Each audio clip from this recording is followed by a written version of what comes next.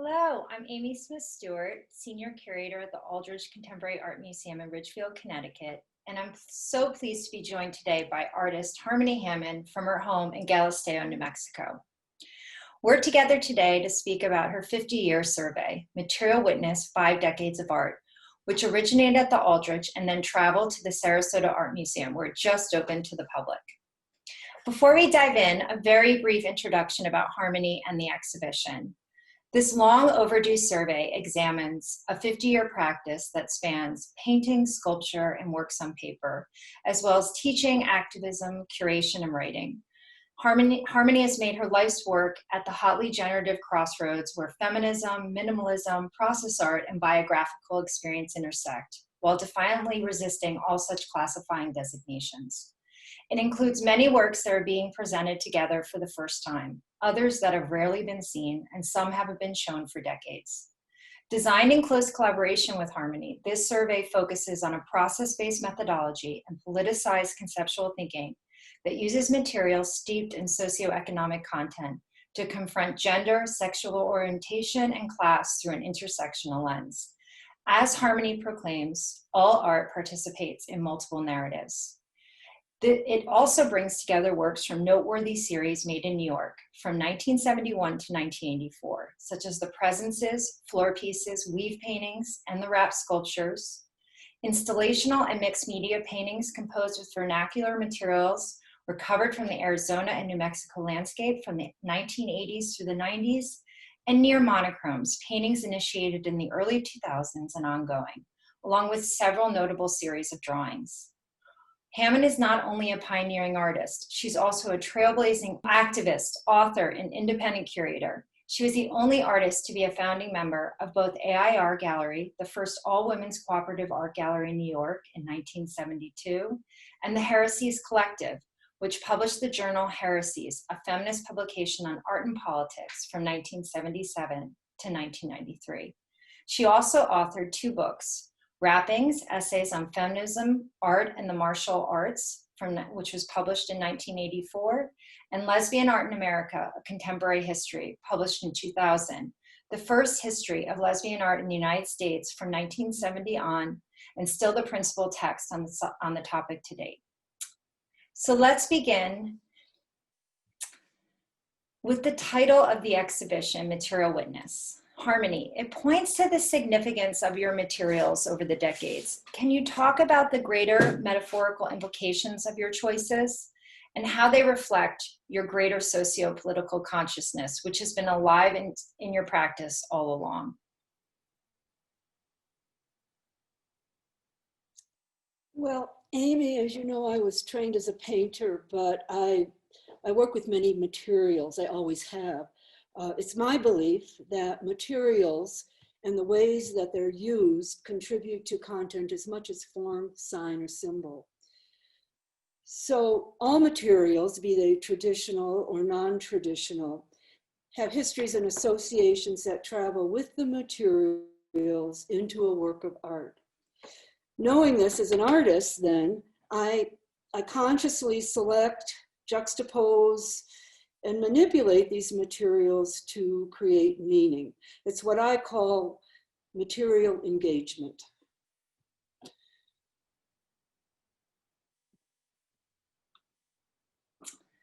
You moved to downtown New York in 1969 from Minneapolis and became immediately a part of a burgeoning downtown art scene, which was powered by protests against the Vietnam War, as well as marches for civil rights, gay rights, and women's rights. When you arrived in New York, you turned away from the reductive hard-edge paintings that you were making in Minneapolis and started to work with fabric. How did this reflect your experiences as a young feminist artist working in downtown New York in 1970? Well, yes, as you said, it was a period of civil rights and anti-American Vietnam War activism. It was the beginning of gay liberation, the second wave feminist movement, and the birth of the feminist art movement, of which I was part. It was also a period of post-minimal interdisciplinary experimentation with materials and process, resulting in work both conceptual and abstract. artists move back and forth between what might be called painting, sculpture, video, dance, performance, calling it one thing one day and another thing the next day. Feminists brought a gendered content to this way of working. But let me backtrack a bit. The summers of 1967 and 69, I traveled, mostly hitchhiking, as I was a student in those days, across Europe and North Africa. I became aware, on that trip, I became aware of the creative work of non-Western cultures through collections of primitive art that I saw in European museums and galleries, as well as weavings that I saw in the souks or marketplaces of Tunisia, Algeria, and Morocco. When I moved to Minneapolis, from Minneapolis rather, to New York that fall after getting back from traveling, I headed right away to the old Museum of American Indian up on the Upper West Side, where I spent hours and hours every week looking at their fabulous collections. At the time, it was my favorite museum in all of New York. I also, at that time, discovered the Strand bookstore on the Lower East Side. And the Strand bookstore, for those who aren't familiar with it, had just like, I think, miles of used and remaindered books. So I would browse in the bookstore for hours, looking at books on textiles, tiles, architecture, and decorative arts of different countries and cultures. And at that time, now in New York, I began making paintings of the repetitive pattern motifs I found in the textiles. But then in 1970, my work changed radically. Armed with our new analysis of patriarchal power, I and other feminist artists abandoned the male-dominated side of painting, consciously choosing to work with materials, techniques, and formal strategies associated with women's traditional arts, precisely because of their marginalized histories and associations. Then at a certain point, I stopped painting the patterns I had found in the woven textiles, and I began to use the cloth itself. My earliest feminist work incorporated fabric from worn out clothing and linens that were given to me by women friends, thereby literally putting my life in my art. I would rip up the fabric into rags, strips, dip them in acrylic paint, and attach them to larger pieces of cloth or each other, gradually building three-dimensional forms, intentionally problematizing both art and craft hierarchies and distinctions between painting and sculpture.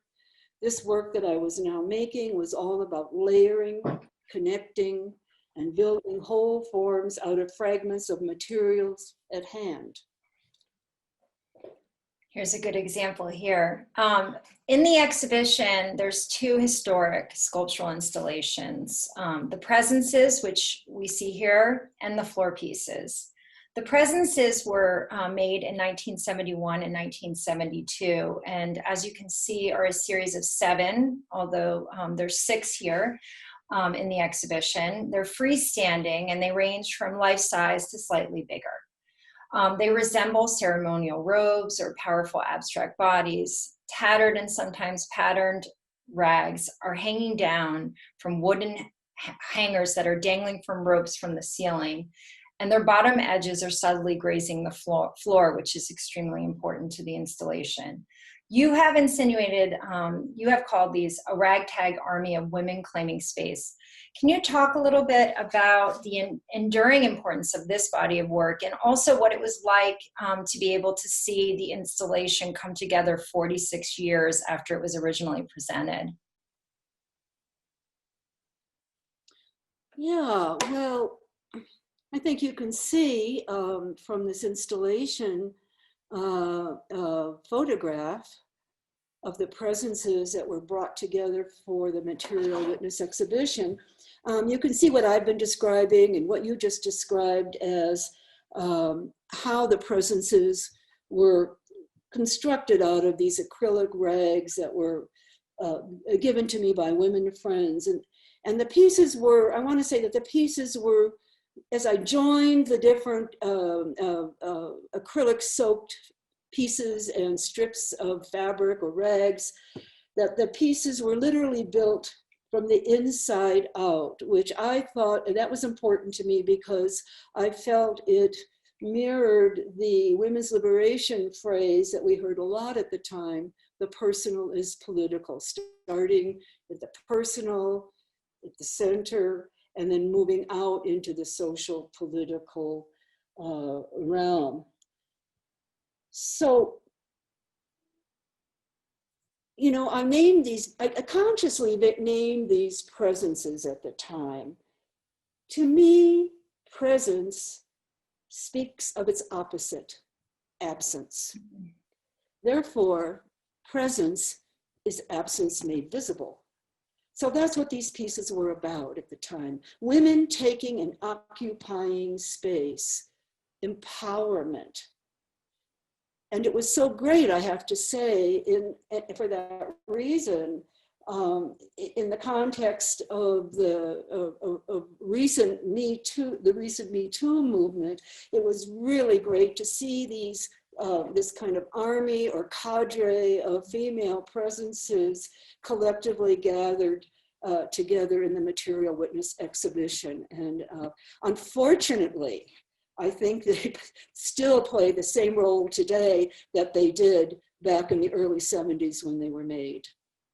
Well, they certainly have such an incredible power when you walk through them. And the way that you installed them, they really confront the viewer from all sides, which I think is quite a powerful statement, especially one that we need right now.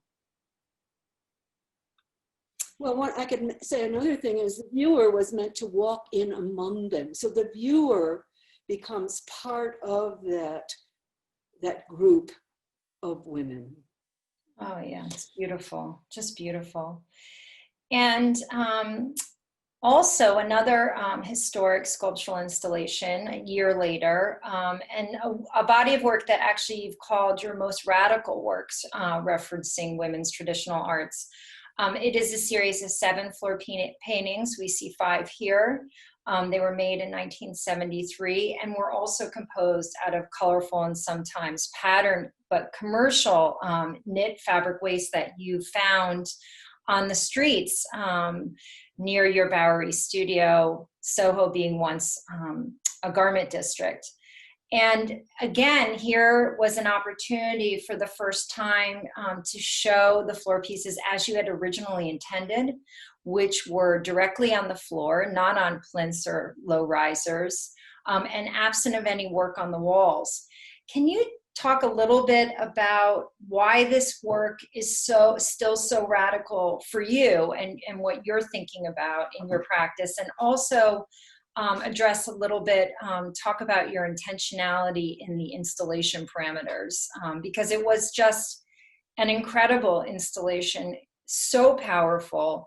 And I should also say at the Aldrich, we had this great opportunity to also be able to view them from above, from a gallery that looked down upon the floor pieces.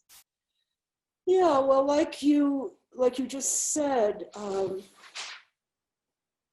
I began working with the end cuts of bolts of knit fabric that I would get out discarded out on the street in the garment districts of Lower Manhattan, and so I would go out and I would gather. They were really rolls of colorful and, as you said, sometimes patterned knit fabrics. They were in rolls of strips, maybe about this wide. They varied in width. And I would take these strips and braid it according to traditional braided rug techniques, and then stitch the braids into a coil onto a fabric backing, and then I would partially paint the surfaces. By doing that, the braided rug literally and metaphorically became the support for the painting. Now, these floor pieces, which reference rag rugs but are not functional as such, are about 1 inch high and about five, they're varying in diameter, but let's say about 5.5 feet in diameter. And they were intended to be placed directly on the floor, as you see here, and shown as a group with nothing on the walls at all, therefore encouraging the viewer to look at what was on the floor, and it was about them being grounded for sure. So by taking these pieces that occupy a space, again, between painting and sculpture, I thought of them more as paintings off the wall because I approach them as a painter. By placing them down on the floor, I felt that it called into question assumptions about literally the place of painting. It's what we might call today, but I was doing it back then, we might call it expanded painting. And it was.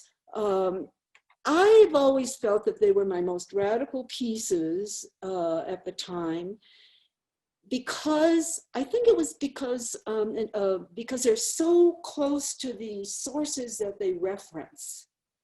I mean, a lot of feminist artists were making paintings or sculptures that referenced quilts, textiles, women's traditional needle arts in different ways. But these pieces, when you look at them, still look like braided rugs. And indeed, they are braided according to traditional braided rug techniques.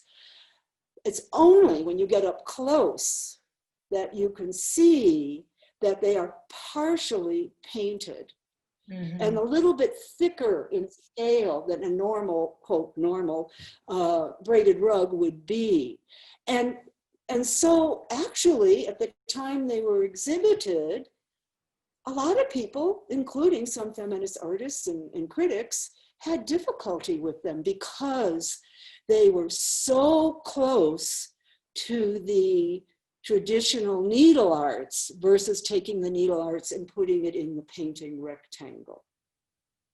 Another really significant body of work that came in response to the floor pieces are the weave paintings, which were from 1974 to 1977. And these are installed in both venues, very in close contact with each other, in conversation with each other. And these are returned to painting and on the wall, and have very uniquely raised surfaces, which almost look woven out of paint. And you have said this was a way also to insert gendered content into the field. And I was wondering if you could comment on that and also talk about what it was like to go from working on the floor to working on the wall, and why you made that choice. Well, we need to say that some of these, quote, bodies of work, like the floor pieces, the weave paintings, it isn't like you stop one body of work one day and then necessarily begin a body of work the next day. They tend to overlap a little bit, at least in my studio. And I always like that because work always leads to other work. So the floor pieces actually got me thinking about painting again. Just as I had moved from painting textile patterns to working on cloth and the needle arts, referencing cloth and the needle arts in my work, now, as you mentioned, I now very consciously brought women's traditional arts back into the painting field, but I was doing it on my terms. By layering the paint, which was mixed with Dorland's wax, which is a cold wax, and there were many layers of this paint and wax mixtures that were built up. And then, like you described, I obsessively incised weave patterns that are found in textiles and basketry into the surface of the paintings. And by doing that, I revealed the colors that were underneath. And the result was a surface that looked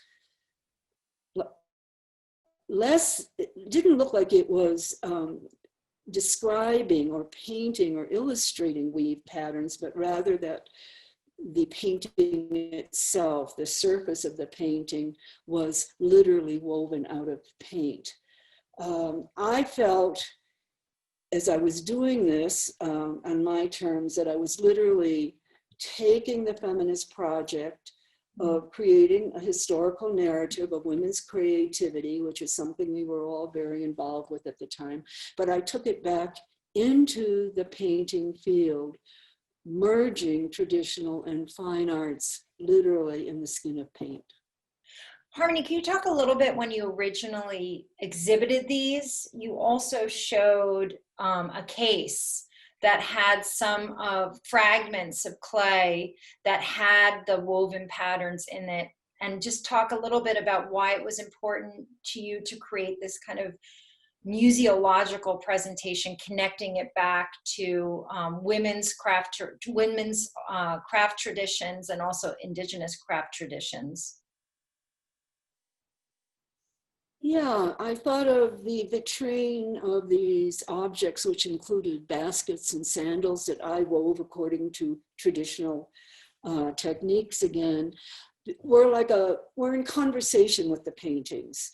So, they were almost like providing footnotes to what I just said.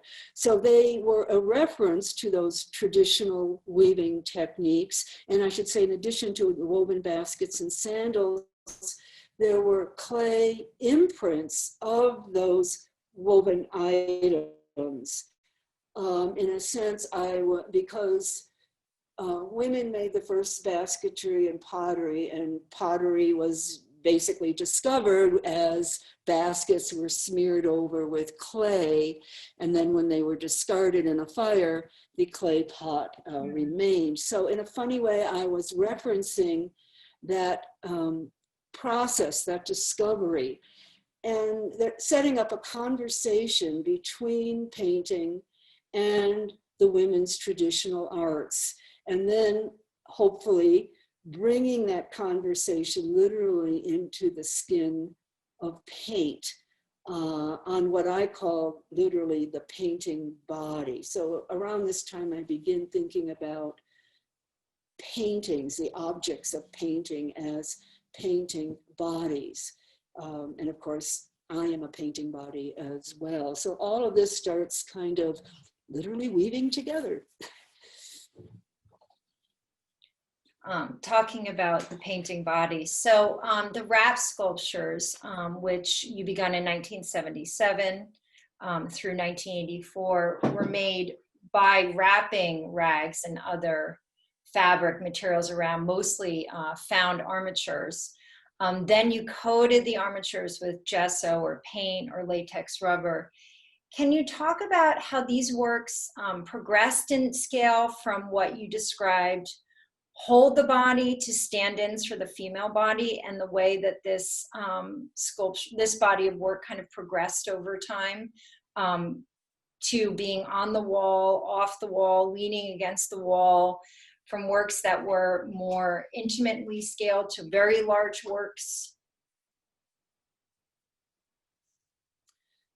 Yeah, the wrap sculptures really started because one day I simply grabbed some cloth and wrapped it around a lozenge-shaped stretcher bar, a stretcher bar the shape that you just saw in that painting, The Black Leaf.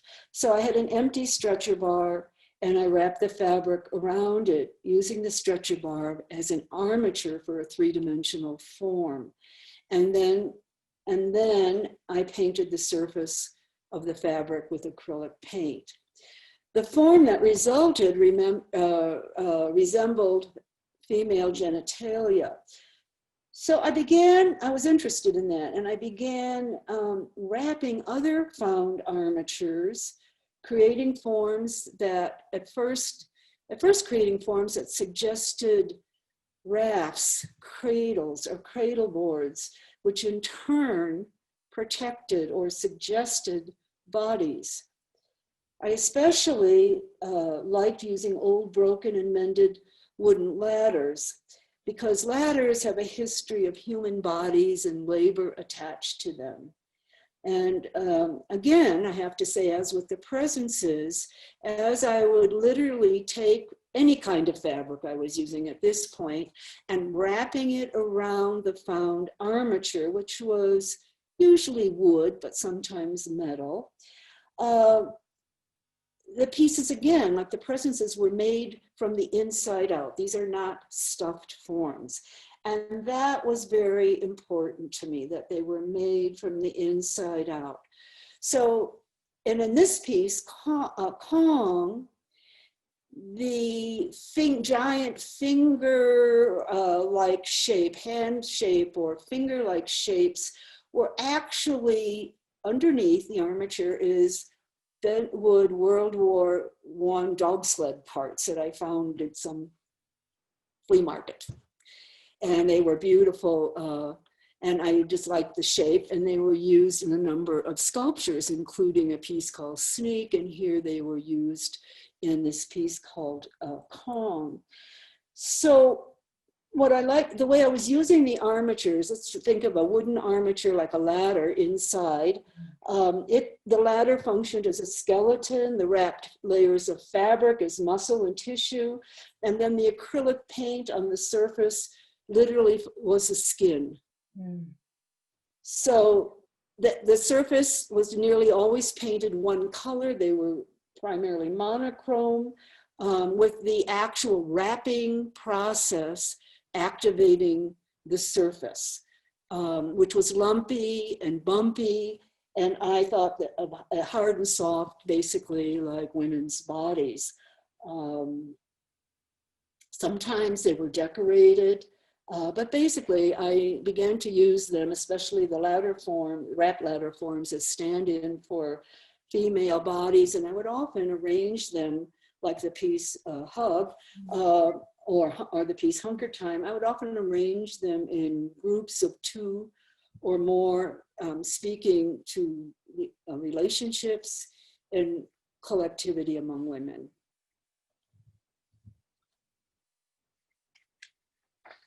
Okay, so we'll jump ahead because the geography is important when thinking about the materials that you've utilized over the years, which is what this exhibition really focused on. In 1984, you left New York and you set out for New Mexico.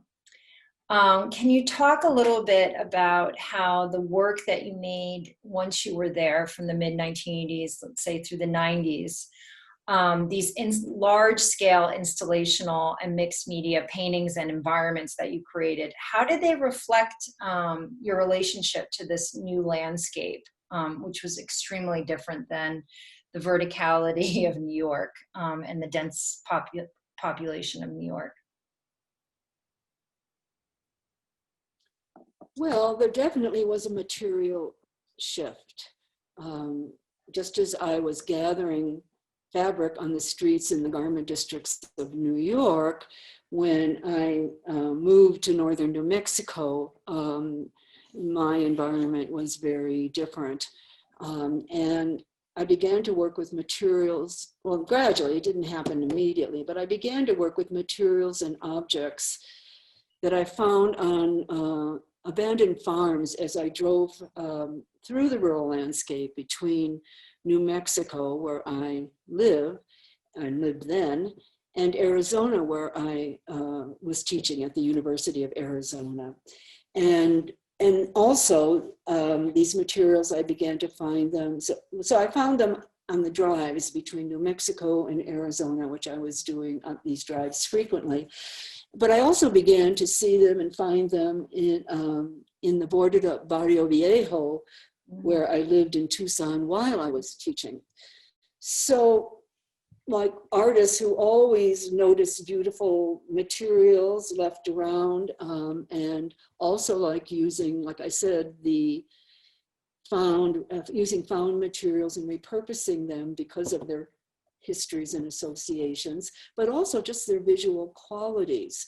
So I began to use rusted roofing tin, which you see here as kind of curtains or a valance around a old quilt that has also been partially painted. So I began to use this rusted roofing tin a lot, along with materials such as weathered linoleum, gutters, water troughs, buckets, rakes, wash tubs, and even aprons and more domestic things like aprons and washboards.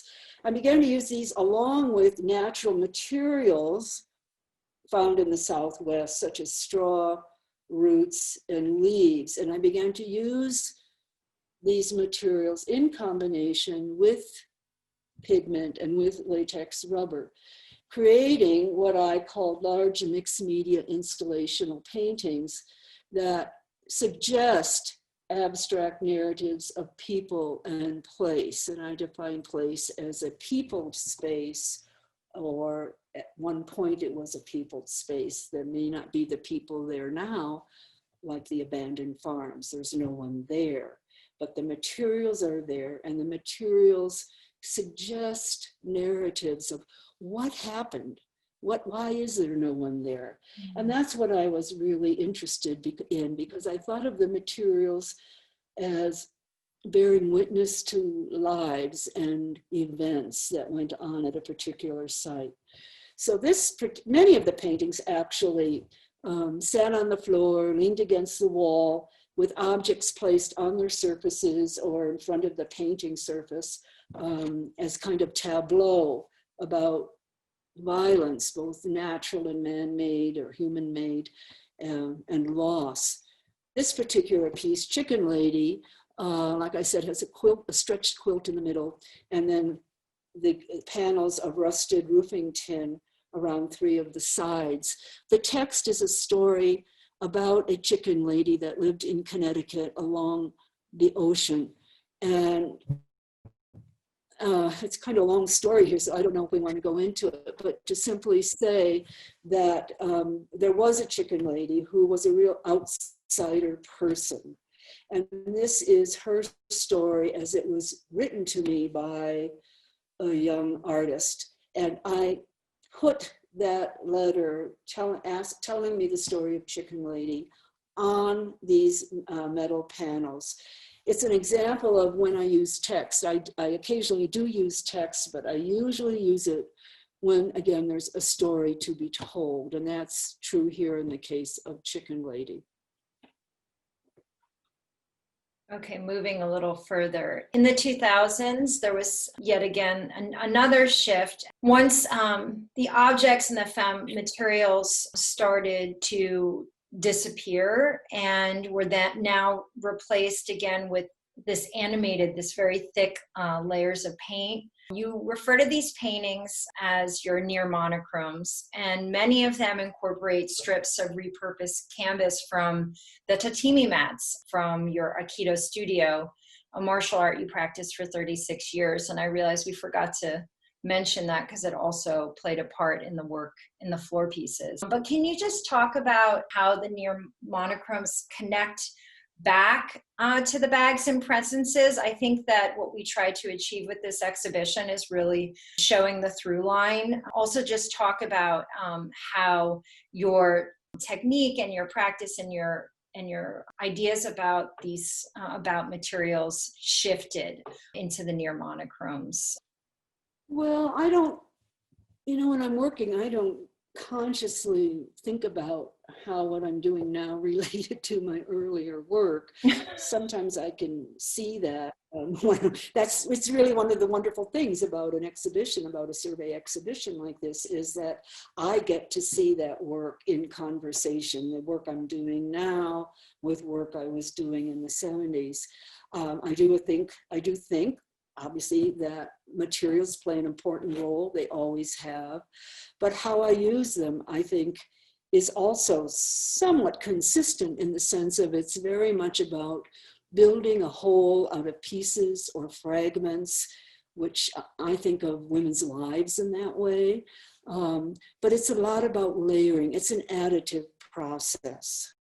So whether it's on the wall or it sits out in space as something we might call sculpture, it's nearly always an additive process for me. So I think that's one thread. What did begin to happen after I was doing these very large tableaux, these installational paintings, is that I began to use fewer and fewer materials, be more selective about the materials. And so what happened is that the pieces became less narrative. That said, however, the materials I did use, such as the recycled canvas mat covers from Aikido, or grommeted straps, or just even the metal grommets themselves, as well as string and rope, all and pieces of patches of cotton or frayed burlap. These materials that I was now using didn't bring so much of a narrative sense with them, but they were very important, and they did bring meaning into the work. The straps, as you can see here in the red painting and the white painting, were now wrapped around the painting body, suggesting possibilities of binding, bondage, or restraint, suggesting bodies that were negotiating for freedom, but also at the same time, because I think that they also suggest possibilities. If you look at what's happening with these grommeted straps, if you look at the possibilities, they're there for connecting, for bandaging, or even we can think of the wrapping of the painting body as an embrace. The paint in these paintings was thickly applied, appearing, as you can see, monochromatic at a distance or at first glance. But when you got up close and really kind of, stuck your face in the surface, underlaying colors were visible through cracks and crevices, and certainly through the grommeted holes. So you could kind of go from there to the painting that we're seeing here in the middle, which is from a series called Bandaged Grids. And the Bandage Grids series and the chenille series, of which we also have a painting in Material Witness, come out of the near monochrome paintings. Both include gridded fields of grommets. Metal grommets have a function in the world. They're meant to protect holes from tearing and ripping. And here, used in a more pictorial way, they open up the pictorial space or the pictorial surface of the painting, alluding to spaces below or underneath the painting surface. And at the same time, they suggest body orifices. In the bandage grids, like the painting in the middle here, strips of canvas function as bandages where the paint oozes out of the grommeted holes. Every bandage implies a wound, and therefore a bandage grid implies an interruption of the narrative of the modernist grid, and therefore an interruption of the presumed egalitarian order of the grid. And at the same time, it suggests a possibility of bandaging or holding together, and I think a possibility of healing. In the chenille paintings, I don't think we have one here in this PowerPoint, but in the chenille paintings, pieces of coarse burlap and grommets are embedded in the thick off-white oil paint.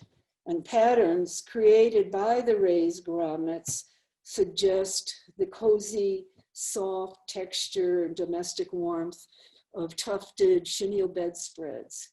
However, reds and browns and golds assert themselves from underneath the surface of whiteness, bleeding, blending, discoloring, and staining, giving agency to that which has been muffled, buried, or covered over.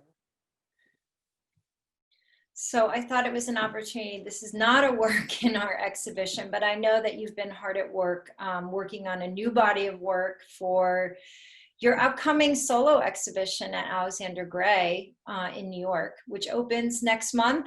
Harmony, still on track? Yep. Yeah. I am still working here. So the bandage quilt and cross paintings that will be on exhibition at Alexander Gray grow out of the formal strategies and conceptual concerns of the bandage grid and chenille paintings that I just described. Like I said, for me, work grows out of work. I don't do sketches in advance, but one painting leads to another, leads to another, leads to another. And I think I need to say that while these paintings certainly resonate today in this time of social change, I actually started them back in the summer of 2019.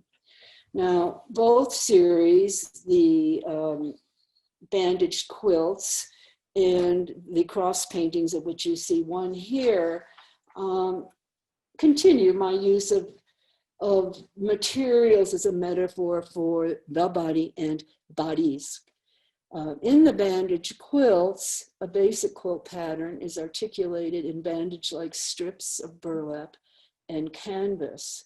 And here, as you can see, this is one of two very large cross paintings in the exhibition. Rough burlap, which comes from coffee sacks, are superimposed like giant bandages over a gridded field of grommets, once again suggesting the tufted chenille coverlets. It's like a giant plus sign, a stand-in for the figure, a cross, crossing, intersectionality, and healing. Beautiful. So Amy, I think that's all I want to say for now, except that I'm very excited about this exhibition of new work. These are all new paintings just out of the studio, and I hope people get to see it. The show opens November 12th, and I believe is up through January 16th. Oh, well, I'm really excited to see it. I know I'll be there. Thanks so much, Harmony, for your time today. I really appreciate it. And hopefully maybe I'll see you in New York. I'll definitely see your work. Thank you, Harmony. I hope I do see you in New York, Amy. And anyway, I just want to take this opportunity to say thank you for working with me and curating this exhibition. It's been great. It was such an honor and a privilege. Thank you, Harmony.